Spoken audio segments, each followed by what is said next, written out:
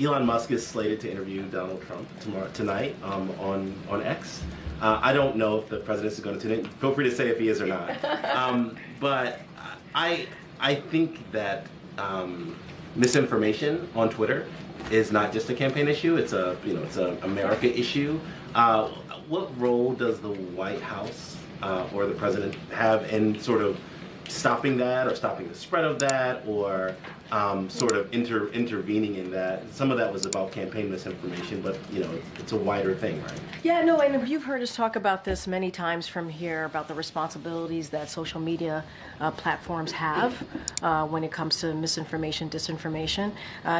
Don't have anything to read out from here about specific ways that we're working on it, but we believe that they have the responsibility. These are private companies, so we're also mindful of that too.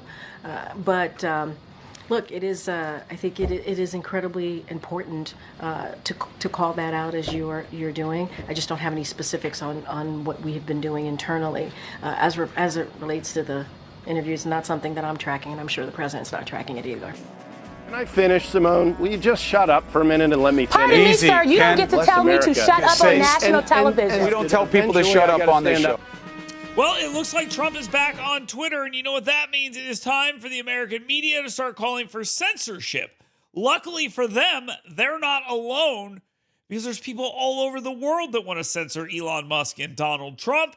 It's a joke. It should not be allowed. It's un-American, and Americans should look at this and see what's happening here and see who the real enemies actually are. What they're trying to do right now is what I call the transatlantic flank attack 2.0. We talked in this dialogue about how the censorship industry really got its start when a bunch of State Department exiles took their special set of skills in coercing European countries to pass sanctions on themselves, to cut off their own leg to spite themselves in order to pass sanctions on Russia. They ran back that same playbook with doing a roadshow for censorship instead for sanctions. We're now witnessing transatlantic flank attack 2.0, if you will, which is because they have lost a lot of their federal government powers to do this same censorship operation they had been doing from 2018 to 2022, in part because the House has totally turned on them, in part because of the media, in part because Missouri v. Biden, which won a slam dunk case actually banning government censorship at the trial court and appellate court levels, is now before the Supreme Court.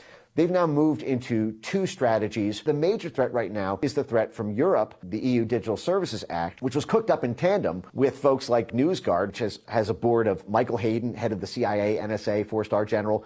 Rick Stengel is on that board, from the State Department's propaganda office. Tom Ridge is on that board from the Department of Homeland Security. Oh, and Anders Fogh Rasmussen is on that board. He was the General Secretary of NATO under the Obama administration. So you have NATO, the CIA, the NSA, four-star general, DHS, and the State Department working with the EU to craft the censorship laws that now are the largest existential threat to X, because disinformation is now banned as a matter of law in the EU.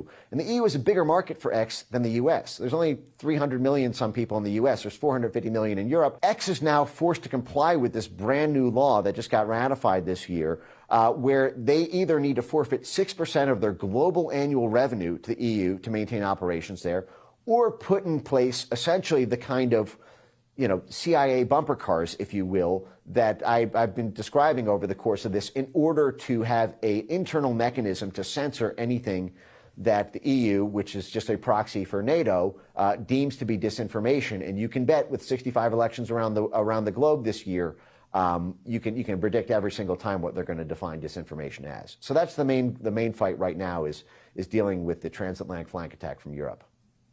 I said this 5 times, but that's just one of the most remarkable stories I've ever heard. Donald Trump finding a new ally this election, billionaire Elon Musk. The two men are set to appear on the platform formerly known as Twitter, now X, later tonight for what Musk is promising will be a, quote, unscripted and no-limits conversation. Trump is now getting used to the fact that Musk endorsed him shortly after the assassination attempt, even though he's been critical of SpaceX and the Tesla CEO in the past. And I'm for electric cars. I have to be, because Elon endorsed me very strongly, Elon. So I have no choice. Musk's rise as a Trump backer comes as X has turned into a haven for the spread of misinformation. Since buying the site almost 2 years ago, Musk's site has struggled to control it on topics ranging from the election to the assassination attempt against Trump. Sometimes the bad information has been boosted by Musk himself, who posted a conspiracy regarding the attack on Paul Pelosi in October of 2022 before deleting it.